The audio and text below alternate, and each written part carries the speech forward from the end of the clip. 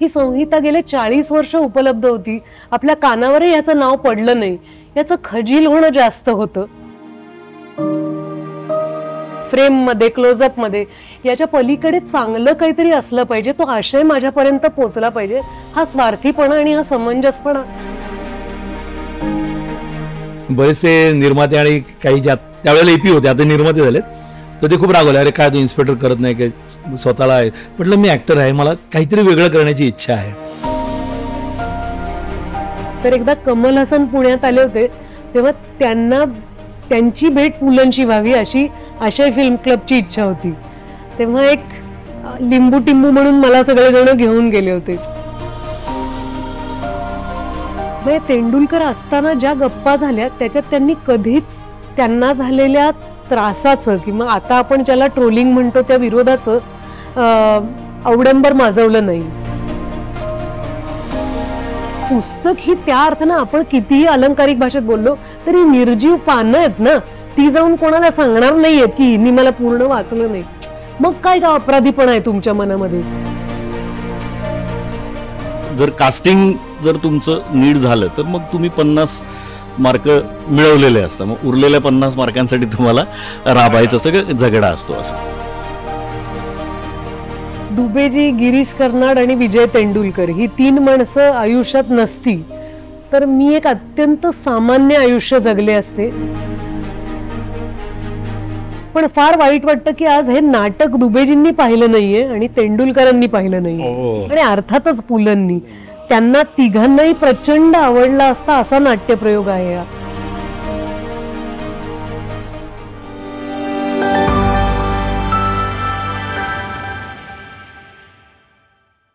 अभ्रांच्या या कुंद फुन्नी पानांना ये हिरवी गुंगी, वैशाखाच्या फांदीवरती आषाढाची गाजरपुंगी. बाहेर कुंद वातावरण, धुवाधार पाऊस आणि त्यामध्ये माझ्यासोबत आहे मॅड सखारामची टीम. आणि नुसतंच मर्ढेकरांची कविता म्हणून नाही, पण वैशाखाच्या फांदीवरती आषाढाची गाजरपुंगी ही सांस्कृतिक क्षेत्रातही वेगळ्या अर्थाने असते.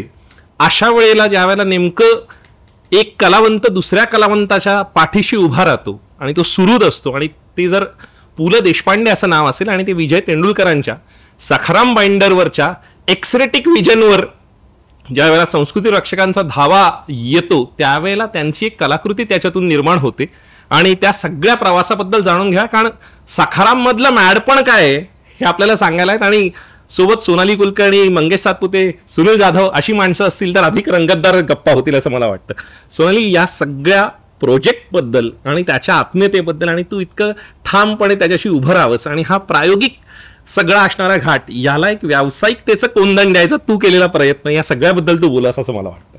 अमित, सगळ्यात आधी खूप मनापासून आभार, कारण तू इतक्या समर्पक शब्दात आजच्या गप्पांची ओळख करून दिलेली आहेस. म्हणजे आम्हाला तर तुझं रील हवंय हे होय की नाही. कारण जो प्रयत्न आहे या नाटकाद्वारे प्रेक्षकांपर्यंत पोहोचवण्याचं त्याचं जिस्ट सांगितलंस तू.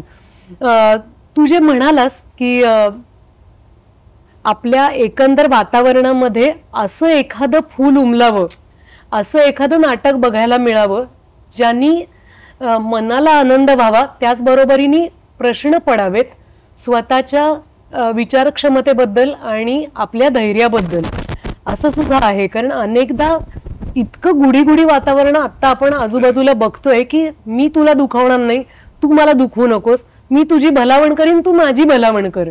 त्यामुळे खरं काय आहे हे आपल्याला हे सगळं संदिग्धच राहील, आपल्याला अदमासच येणार नाही. या वातावरणात मंगेशनी जेव्हा मॅड सखाराम करायचं ठरवलं आणि मला तो प्रयोग बघायला मिळाला, माझ्यासाठी एक जोरदार शॉक, करंट देतो ना आपण, तसं मला झालं हे नाटक पाहिल्यानंतर. नुसताच आनंद नाही झाला, पण हे आपण इतके दिवस पाहिलं नाही. ही संहिता गेले 40 वर्ष उपलब्ध होती, आपल्या कानावरही याचं नाव पडलं नाही, याचं खजील होणं जास्त होतं. आणि जी धडपड अख्ख्या ग्रुपची मी पाहिली, जी मोठ मंगेश जुळवत होता, सुनील ज्या प्रकारे सगळ्यांच्या बरोबर उभा होता आणि प्रयोग करायची इच्छा होती. आणि आयुष्याच्या एका वळणावर मी आहे जिथे मी सगळीकडे असलं पाहिजे, स्टेजवर, फ्रेममध्ये, क्लोजअपमध्ये, याच्या पलीकडे चांगलं काहीतरी असलं पाहिजे, तो आशय माझ्यापर्यंत पोहोचला पाहिजे, हा स्वार्थीपणा आणि हा समंजसपणा यायला लागलाय. स्वार्थीपणा इन अ पॉझिटिव्ह मॅनर. अगदीच. आणि जर अशा कलाकृतीच्या बरोबर माझं नाव जोडलं जाणार असेल तर आपण एनरिच होत राहतो प्रत्येक प्रयोगाबरोबर. मला प्रत्येक वेळेला असं वाटतं, एखादा प्रयोग पाहिला नाही की अरे माझा हुकला, इतक्या वेळेला माझं बघून झालंय, पण तरीही पुन्हा पुन्हा ती वाक्य ऐकावीशी वाटतात. नाटक पाठ झालंय खरं म्हणजे, पण जेव्हा सुनील त्यातली काही वाक्य म्हणतो, त्याचा प्रवेश सादर करतो, आमची लक्ष्मी, आमची चंपा, ही माणसं, एखादंच वाक्य असतं ते आम्हाला असं हिट होतं, ते जास्तीत जास्त प्रेक्षकांपर्यंत पोचावं हे स्वप्न आहे. त्या स्वप्नात मी सहभागी व्हायचं ठरवलं. निश्चित. मंगेश, ह्या सगळ्याबद्दल पुलंची असणारा एक घोळीव इतिहासापासून आणि तशा अर्थाने अगोदर पाहिलं तर आपल्या संस्कारातला एक तो भाग आहे, कशा असणाऱ्या नातं आहे आणि ते इथे वृद्धिंगत होतं, या सगळ्याबद्दल तू सांगावंस. कारण संहिता उपलब्ध आहे, तुझ्या पाहण्यात कधी आली आणि नेमकं ह्याच्यावर आपण काहीतरी करावं हे कधी वाटलं? घोळीव इतिहास असा आहे की त्यावेळी निमित्त होतं. 2018 साली पुलंची जन्मशताब्दी होती, तर त्या निमित्ताने काहीतरी करावं असं मनात आलं. आणि मग मी जेव्हा शोध घेतला तेव्हा सुनील कर्णिकांनी मला मराठी वाङ्मयाचा गाळीव इतिहास हे पुस्तक सजेस्ट केलं. मी ते वाचून मग त्यांच्याकडनं नावं मागवली लेखकांची. तर त्यांनी मला 4-5 नावं पाठवली. श्रीकांत बोजेवार, प्रवीण टोकेकर, मुकेश माचकर, पराग पाटील, आणि ती सगळी नावं पत्रकारितेतली होती. तर मी त्यातलं एक नाव निवडलं आणि त्यांना ते पुस्तक नेऊन दिलं आणि त्यांनी ते मला नाटक लिहून दिलं 15 दिवसात, आणि ते आलं सुद्धा. पण ते इतकं हिट होईल असं वाटलं नव्हतं किंवा खूप लोकांपर्यंत पोहोचेल असं वाटलं नव्हतं. कारण एक पुलंचा विनोद आणि नंतर मुकेश माचकरांचा सार्कॅझम किंवा त्यांची एक तिरकस शैली, याचा खूप अनोखा मेळ त्याच्यात साधला गेला असं मला वाटतं. आणि मग त्यानंतर कोविडच्या 2 वर्षानंतर मग पुन्हा काहीतरी असं काहीतरी करूया. आणि खरं सांगायचं तर कोणीच प्रस्थापित लेखक लिहून देत नव्हता किंवा देत नाही, म्हणून पुन्हा काहीतरी असं शोधूया की जे चांगलं असेल. आणि म्हणून मी परत पुलंकडे वळलो. आणि मला खरं तर आम्ही लटिकेनं बोलू हे करायचं होतं. हां, ते गणेश किशोर या लोकांनी आधी केलं होतं, म्हणजे 90च्या दशकामध्ये. तर ते शोधत असताना हे नाटक मला सापडलं त्या पुस्तकामध्ये. आणि मी बघितलं की त्याच्या पहिल्या पानावर काहीच नाही लिहिलेलं, म्हणजे कधी झाला प्रयोग, काय झालं, किंवा पहिला प्रयोग कोणी केला वगैरे असं लिहिलेलं असतं ना. आणि मी ते घरी नेऊन वाचत असताना एकटाच हसत होतो आणि म्हटलं नाही पण हे करायचं असं ते. आणि मग आता त्याच्यात काम कोण करणार, तर खूप आता नावं तर खूप मोठमोठी सगळेच मित्र असल्यामुळे आली. पण मग सुनीलने मला 2019 साली मी जेव्हा नाटक करत होतो, प्रायोगिक नाटक, तेव्हा मला एक छोटीशी मदत केली होती. तर ते कुठेतरी माझ्या डोक्यात होतं, बॅक ऑफ द माइंड, की आपण सुनीलने कोणीच उभं राहिलं नाही आणि सुनील येऊन पाठीशी उभं राहिलं आणि त्याने हातात ते पुडकं कोंबलं, तर ते डोक्यात होतं माझ्या. म्हटलं की नाही आपण सुनीलला घेऊन करूया. आणि सुनील आता रिटायर होतोय BMC मधून. असं सगळं होतं. आणि तो नाही तो फिजिकली तो, आणि असा सखाराम जो कम्प्लीट दुसरं टोक आहे ना पुलंचा सखाराम, त्याच्यामध्ये तो इतका परफेक्ट मला दिसत होता. आणि ते आज सगळे बघतात आणि एन्जॉय करतात. तर तू म्हणाल तसं संस्कारांचा भाग आहेच की जेव्हा वाचायला मुळात वाचनाची आवड निर्माण झाली तेव्हा पहिले वपू आणि पुलंच भेटले.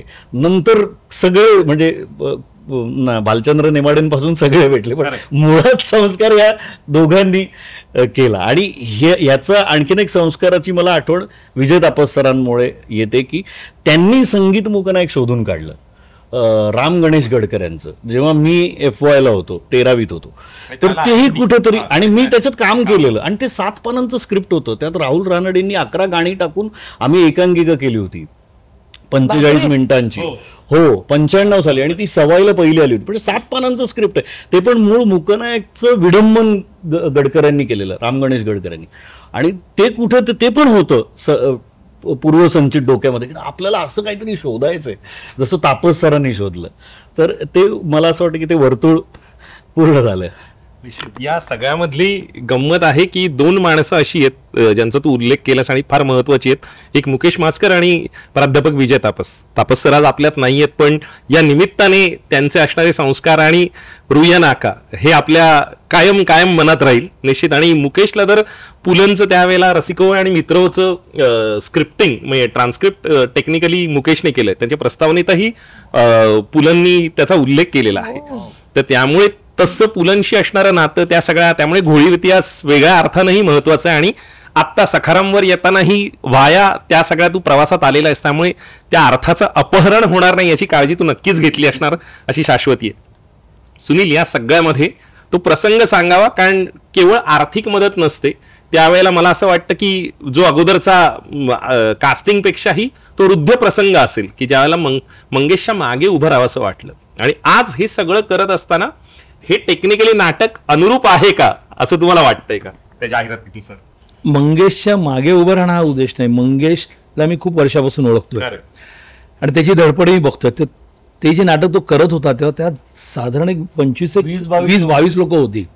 पृथ्वी प्रताप होता, बरेच मुलं होती. तर ते मी बघितलं हो, ते इथेच करत होतो मी रिहर्सल. आणि मी म्हटलं मी काय अशी फार मोठी मदत नाही केली त्याला, फारच थोडकी मदत केली. पण मला असं वाटतं की एवढं तो एकटा करतोय तर आपण कुठेतरी एक कारण, माझा काही संबंध नव्हता नाटकाशी, पण एक आलो मदतीला म्हणून. आणि जेव्हा एक नाटक करणारा माणूस असतो ना तर त्याच्या पाठीशी उभं राहावं. जसं आता हे म्हणजे उदाहरण मोठं आहे आपल्या समोर सोनाली कुलकर्णी, तर एक तसंच माझा एक छोटासा खारीचा वाटा होता आणि त्यासाठी मी त्याच्याबरोबर उभा होतो. आणि मॅड सखाराम म्हणजे आता यांनी माझी निवड केली आहे तर ती फक्त पैशासाठी नाही तर नट म्हणून पण तो मला बरीच वर्ष ओळखतोय. आणि त्यातली शक्तिस्थानं माहीत असतात. खूप वर्ष बघ, एक वेगळा सेन्स ऑफ ह्युमर आहे. प्रत्येकाची विनोदाची जातपोळी आहे ना, तसं म्हणजे वरकरणी तो सिरियस गंभीर अभिनेता असला किंवा सतत इन्स्पेक्टरच्या भूमिकेत येणारच होतो नाहीये. मी त्याकडेच येणार होतो की बरेचसे निर्माते आणि काही ज्या त्यावेळेला एपी होते आता निर्माते झालेत तर ते खूप रागवले, अरे काय तू इन्स्पेक्टर करत नाही काय स्वतःला आहे. म्हटलं मी ॲक्टर आहे, मला काहीतरी वेगळं करण्याची इच्छा आहे. आणि जेव्हा त्याने हे नाटक वाचलं त्यावेळेला मी थांबलो असा, म्हटलं कितपत पेलेल हा पहिला प्रश्न आला. नंतर म्हटलं मला वेळ दे फक्त. तर हा माझ्यासाठी साधारण एक 10 महिने 8 ते 10 महिने थांबला, कारण माझी एक सिरियल चालू होती. कारण मी म्हटलं हे नाटक करायचं तर मी शूट करून आलोय, कुठलं तरी नाटक करतो आणि रिहर्सल 2 तास करतो, म्हटलं असं नाहीये. त्याच्यासाठी मला पूर्ण वेळ द्यावा लागेल तरच. आणि माझ्या सारख्या नटासाठी चॅलेंजेस होतं. मला माझी पूर्ण प्रतिमा चेंज करायची होती की जी मी हळूहळू प्रयत्न करतच होतो. आणि त्यांनी हे सोनं दिलं माझ्या हातात. आणि त्याच्या पुढे जाऊन सांगेन की एखादं बीज असतं चांगलं, ते आपण एका सुपीक जमिनीत पेरतो, ते उगवतंही. जसं ह्यांनी पुलंचं नाटक आणलं आणि ते आम्ही करण्याचा प्रयत्न केला, पण त्याला चांगलं सिंचन किंवा त्याची देखरेख किंवा त्याच्यावर पाणी जर शिंपडलं चांगलं गेलं नाही तर त्याचं झाड होत नाही. तर ते काम सोनाली कुलकर्णी करतायत असं मला वाटतं. अमित, मी जेव्हा पहिल्यांदा सुनीलला पाहिलं, मंगेशनी आमच्या नाटकाचा सेट असो किंवा प्रत्येक पात्राचं रेखाटन असो, त्यांचे कॉस्ट्युम्स, त्यांची देहबोली, तर मी जेव्हा मेकअप रूम मध्ये सुनीलला पाहिलं तर मी म्हणलं काय राजा वाटतोय, कीर्तनकार वाटतोय. म्हणजे मी रिलेट करायचा प्रयत्न करत होते की सखाराम बाइंडरवर आधारित हे नाटक आहे ना, मग काय बरं ह्याचा असा पोशाख, सुंदर उत्तर मिळतं नाटकामध्ये. म्हणजे ते सांगून टाकत नाही मी, ते नाटक पाहणाऱ्या प्रत्येक प्रेक्षकाला पटतं की हे किती खरं आहे. आम्ही ज्या साच्यात आपण एखादी गोष्ट बघायला येतो की चोर असा दिसला पाहिजे, राजा असा दिसला पाहिजे, असे आपण ठोकताळे घेऊन येतो. तर नाटकातच आपल्याकडे तो एक मुक्त अवकाश असतो ना की ही एक हॉस्पिटलची खोली आहे असं म्हटलं तर प्रेक्षक मान्य करतात. क्या बात आहे. आणि ती खरं तर ती जादू आहे. म्हणजे ती ब्रेकच्या थिएटरमध्ये आणि ती आपल्या लोकनाट्यामध्ये आणि ओव्हरऑल जर आता तू जो फॉर्म हाताळलायस त्याच्यावरून मला असं वाटतंय ह्या सगळ्यामधला मला असं वाटतं की जर गोल्डन मिड पॉईंट सुवर्ण मध्य जर काढायचा झाला, म्हणजे पुलं असतील किंवा तेंडुलकर असतील, तर ह्या सगळ्यामध्ये तुझ्या आयुष्यात त्या दोघांचं डोकावणं आणि तुला लाभलेला त्यामधला सहवास याबद्दल तू बोलावंस असं मला वाटतं. मला खूपच आवडेल. पुलंना मी खूप कमी भेटली आहे, पण अगदी लक्षात राहण्यासारख्या भेटी आहेत. मी त्यांना सगळ्यात पहिल्यांदा भेटले ती NCPAच्या पायऱ्यांवर. पु ल NCPAचे हेड होते आणि डॉक्टर जब्बार पटेल कुसुमाग्रजांवर एक डॉक्युमेंटरी करत होते. त्या डॉक्युमेंटरीत मी आणि महानोर एकत्र एक कविता म्हणणार होतो. ओ, तर महानोरांच्या जाईपर्यंत ते लक्षात होतं. पुढचं कडवं म्हण असं ते मला म्हणायचे आम्ही भेटलो की. आणि त्या शूटिंगला पु ल आणि सुनीताबाई आले होते आणि तिथे सुद्धा मला त्यांचा मिश्किलपणा जाणवला होता. त्यावेळेला एक होता विदूषक झालं होतं की त्या दरम्यान होतं? त्याच्यानंतर विदूषक झालं. हो. तर तेव्हा म्हणजे पुलंनी NCPAचं प्रमुख असणं. आणि किती वेगवेगळे एक झुंज वाऱ्याशी वगैरे किती वेगवेगळे प्रयोग त्यांनी त्यावेळेला केले. अरे तुला मुखोद्गत आहे त्या गोष्टी, कमाल आहे. मी पुलंना कमला नेहरू पार्कच्या जवळ फिरताना पाहिलं होतं शाळेत असताना. त्यानंतर ही अशी ओळख झाली. नंतर एकदा कमल हसन पुण्यात आले होते तेव्हा त्यांची भेट पुलंशी व्हावी अशी आशय फिल्म क्लबची इच्छा होती. तेव्हा एक लिंबू टिंबू म्हणून मला सगळेजण घेऊन गेले होते. पण तेंडुलकरांशी माझी मैत्रीच होऊ शकली कारण त्यांचं कोवळी उन्हे नावाचं नाटक संदेशनी आमच्या समन्वय संस्थेतर्फे केलं होतं आणि त्यातल्या तीनईकर वहिनी मी करायचे आणि तीनईकर निखिल रत्नपारखी करायचा. तीनईकरांना ऐकू येतं पण बोलता येत नाही, म्हणजे सामान्य माणसाचं प्रतिनिधित्व होतं.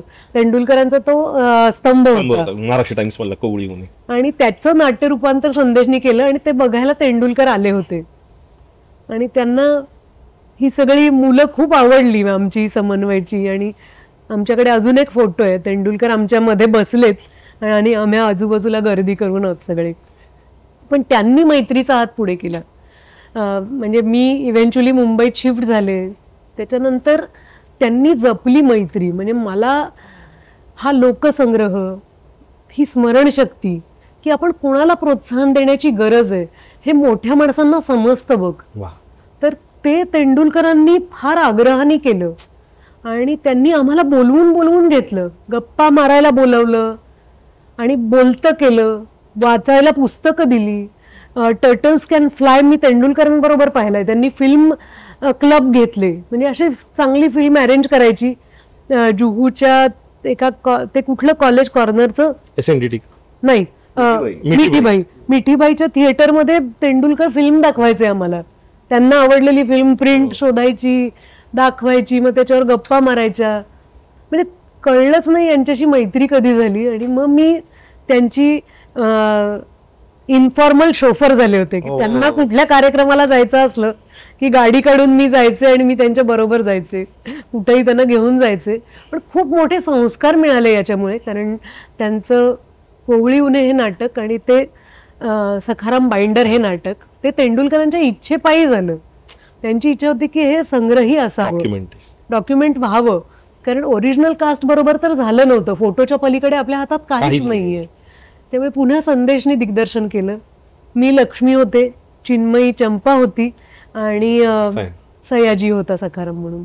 निश्चित. या सगळ्या आत्ता म्हणजे त्यावेळीची तेंडुलकर बाबांबरोबर असं बोलणं झालं होतं का की त्यावेळेला असणाऱ्या काही कमेंट्स किंवा त्यावेळेला अशा पद्धतीचे विरोध आणि आज त्या सगळ्या गोष्टीला एक सर्कल कम्प्लिशन आहे टेक्निकली बघायला गेलं तर.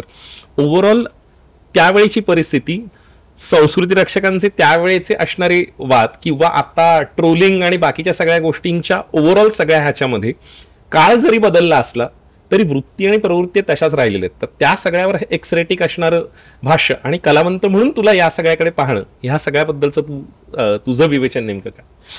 म्हणजे तेंडुलकर असताना ज्या गप्पा झाल्या त्याच्यात त्यांनी कधीच त्यांना झालेल्या त्रासाचं किंवा आता आपण ज्याला ट्रोलिंग म्हणतो त्या विरोधाचं अवडंबर माजवलं नाही.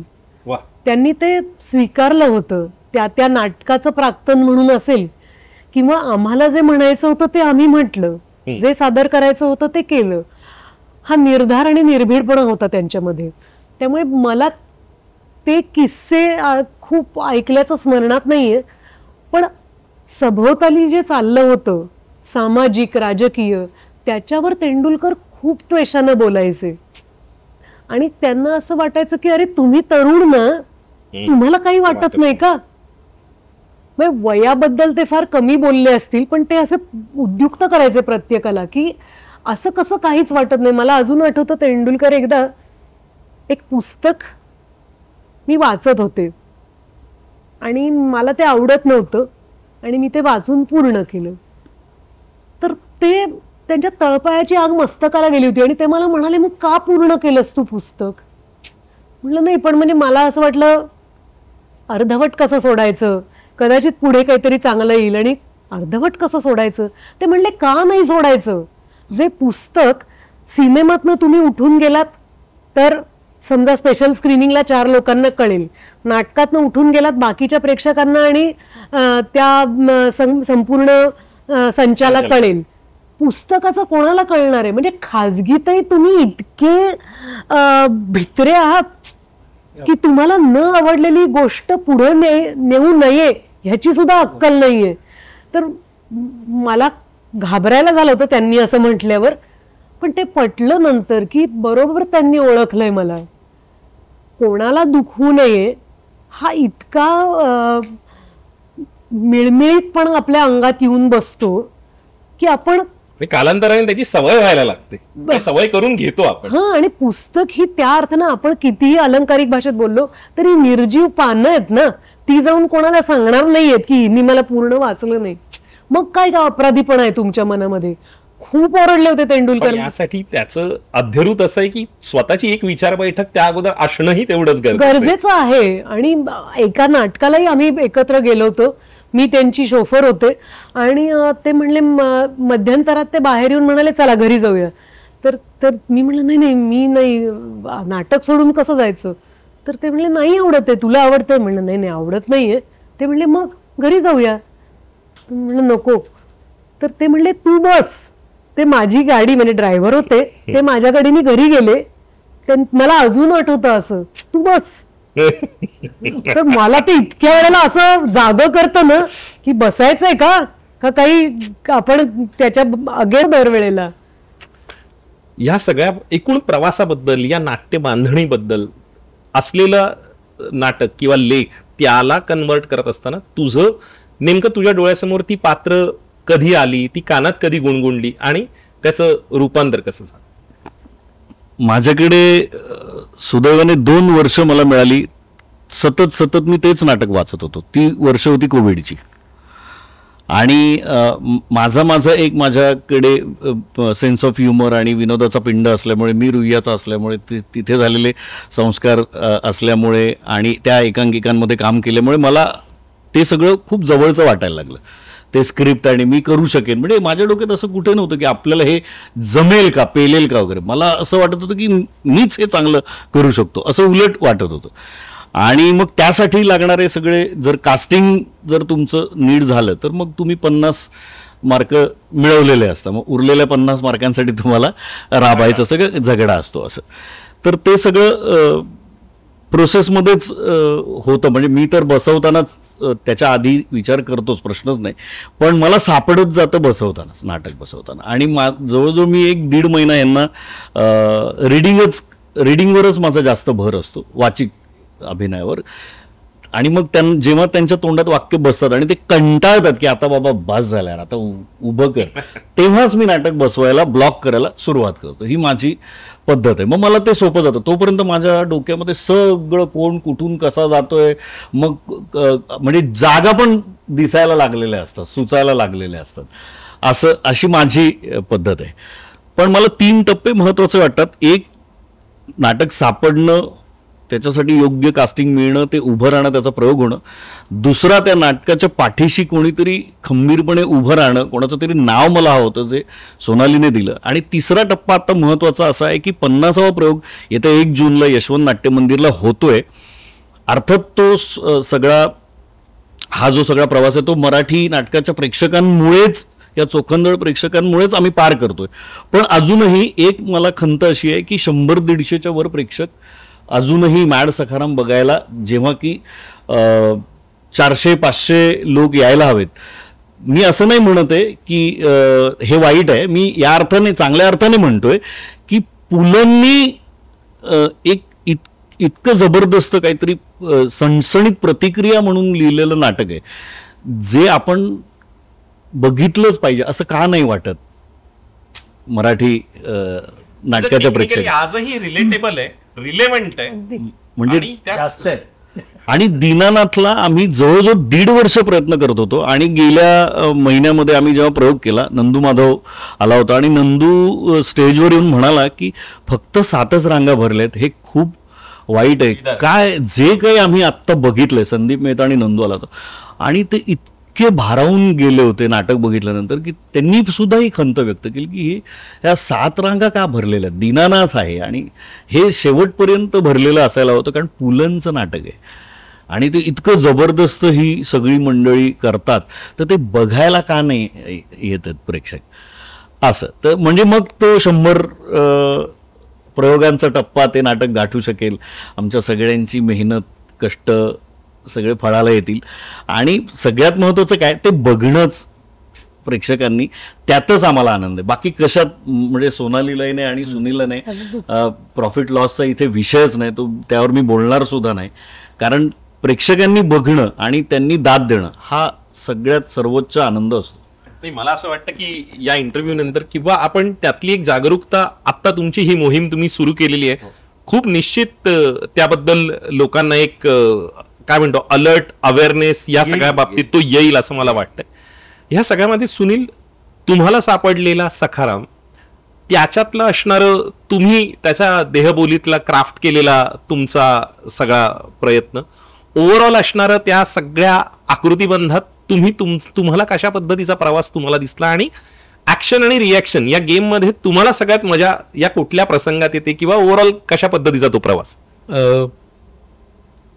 नाटक जेव्हा वाचलं तेव्हाच ते पात्र, हा सखाराम म्हणजे जो पुलंनी लिहिलाय, हा किती वेगळा आहे हे लक्षात आलं. पण तो कशा पद्धतीने साकारायचा, वेगळा नक्कीच आहे, पण त्याची देहबोलीपासून जे सगळं आहे तर ते कसं, त्या मी गोंधळातच होतो. आणि मग दिग्दर्शक कशाला म्हणतात मंगेशनी मग मला प्रत्येक गोष्ट गाईड केली. त्याच्यात आमचे वादही होत होते की मग इतकं स्लो नाही, हे पचणार नाही, खूप स्लो चाललंय, कारण एक सवय लागलेली असते आपल्याला, कारण आताचं स्टेजच तसं आहे, फास्ट सगळं, त्याचा पेस वेगळा आहे, पेस वेगळा आहे. तर ते 74 साली लिहिलंय पुलंनी, तर तो पेस कम्प्लीट वेगळा आहे ना. तर त्याच्यातही आमचे वाद होत होते. पण मग मी नेहमीप्रमाणे दिग्दर्शकाचा नट असल्यामुळे त्यांनी सांगितलेली ती दिशा पकडून गेलो आणि त्याचा आत्मा ज्याला आपण म्हणतो, तर तो आतमधून जो सखाराम आहे तो तोच आहे. त्याचं बाह्यरूप जे त्याला प्रेझेंट करायचं आहे ते बदललेलं आहे. त्यामुळे आतला जो आहे तो तसाच आहे. त्यामुळे त्याची जी आतली बाजू आहे ती कधीतरी बाहेर येते, ती सतत नाही बाहेर येते, 1-2-4 ठिकाणीच ती बाहेर येते. पण ते टाळलं आम्ही, हा, ते टाळलं ठरवून की ते नको.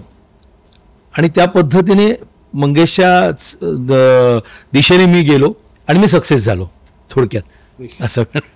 कारण आपल्याला जो सखाराम बघायची सवय आहे तो अगदी मर्दानी, पुरुषी, रासवट असा आहे.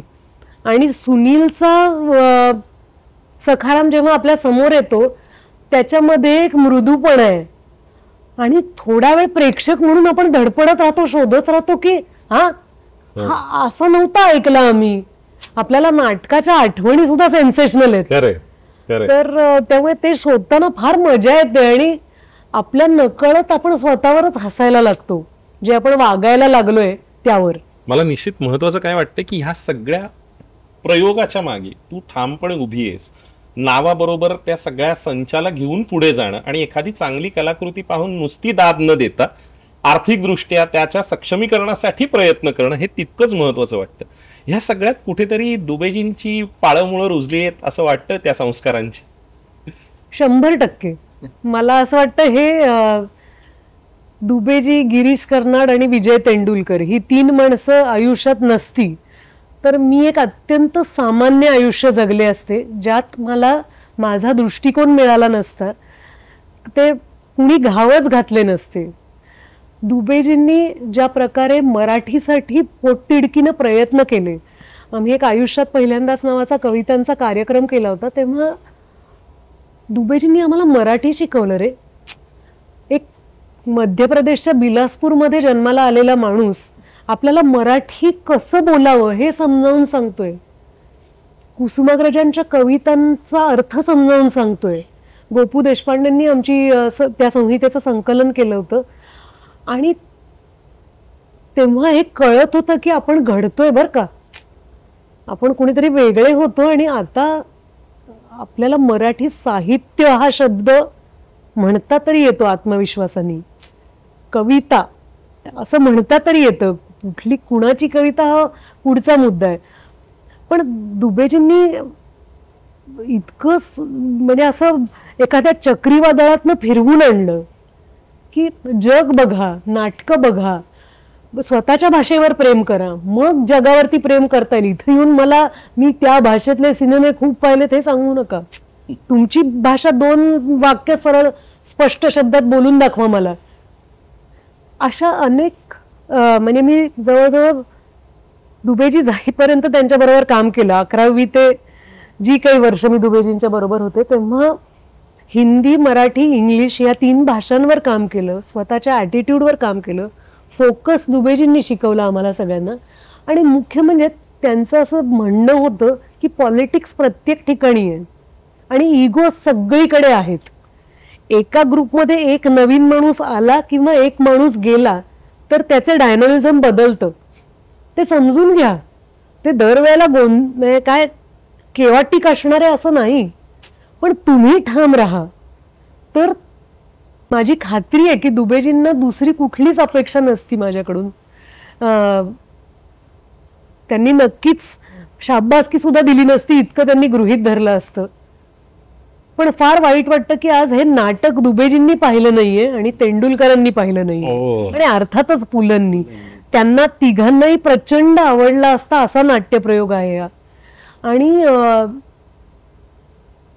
म्हणजे आम्ही तेंडुलकरांना खूप पिना मारायचो की त्यांनी बोलावं, कारण ते तसे समकालीन पुलं आणि तेंडुलकर. तर ते फारसं कधी पुलंच्या बद्दल बोलले नाहीत, पण पुलंनी जे बोलण्यापेक्षा लिहून ठेवलंय ते कालातीत आहे. एखाद्या कलाकृतीबद्दल वाटणारी आपली रिॲक्शन आपण एखाद्या कलाकृतीनेच दाद द्यावी ही किती मोठी गोष्ट आहे. आणि हे आपण सगळ्यांनी शिकण्यासारखं आहे. म्हणजे मला असं वाटतं मध्ये एक पेव फुटलं होतं की सोशल मीडियावर आपण एकमेकांना सपोर्ट करायचं, तेही थोडं विरलंय आता की त्याला काहीच अर्थ नसतो. कमॉन कमॉन मंगेश, तू ग्रेटच आहेस, आय लव्ह यू रे, असं म्हटल्याने तुम्ही त्याच्या कलाकृतीवर प्रेम करताय का? तुम्ही जाऊन पाहिलं का त्यांनी काय काम केलं ते? तर मला आता असं वाटतंय की आपण ना खूप बघण्याची गरज आहे. आपण न बघता इतके बिझी राहतोय आपल्या पर डे मध्ये. नाही, आणि आपण फक्त बोलतो, ऐकत नाही, बघत नाही. आता ज्या पद्धतीने फक्त रिॲक्ट होण्यासाठीची असणारी कृतिशीलता जी आहे ना, ती आपल्याकडे हवी असण्याची गरज आहे. आणि मला असं वाटतं की लेट्सअपचा प्रेक्षक हा तेवढा सुज्ञ आहे, तो तुमच्या पाठीशी नक्की उभा राहील ही मी त्याच्या वतीने ग्वाही देतो. इतकं आपलेपणाने तुम्ही बोललात. आणि मला असं वाटतं 1 जून ही तारीख लेट्सअपच्या प्रेक्षकांसाठी तितकीच महत्वाची ठरेल. आणि एक वेगळा प्रयोग हा एक मैलाचा दगड म्हणून तुमच्या आयुष्यात राहावा. यापुढेही तितक्याच घोडदौडीने तुम्ही तो प्रवास करत राहावा. आणि 7 रांगांच्या पलीकडचा शेवटच्या सीट पर्यंतचा प्रवास आहे तो अतिशय सुखकर आणि सुकर व्हावा. यासाठी खूप साऱ्या शुभेच्छा. Wish you love luck and success. लेट्सअपशी इतका आपलेपणाने बोलल्याबद्दल thank you so much. Thank you Amit, thank you so much. Social मीडियाच्या भाऊ गर्दीत विश्वासार्हतेने चकाकणारे नाव म्हणजे लेट्सअप मराठी. सगळ्यांना, सगळ्या नागरिकांना ती स्पीच, ती लेट्सअप वरील मुलाखती म्हणजे विचारांचा खजिना. त्यानंतरच्या निवडणुकीमध्ये मला सोडून गेले. बातम्या केवळ वस्तुस्थिती सांगणाऱ्या, न प्रोपोगंडा, फक्त जनतेचा अजेंडा. क्योंकि आने वाला कल जाने वाला है, जाने वाला कल आने वाला है. राजकारण, मनोरंजन असो की क्रीडा क्षेत्र, महाराष्ट्राची स्पंदने संवेदनशीलतेने टिपणारे माध्यम म्हणजे लेट्सअप मराठी. जगासोबत एक पाऊल पुढे राहण्यासाठी लेट्सअपचे ॲप, सोशल मीडिया आणि वेबसाईट सोबत कनेक्टेड रहा.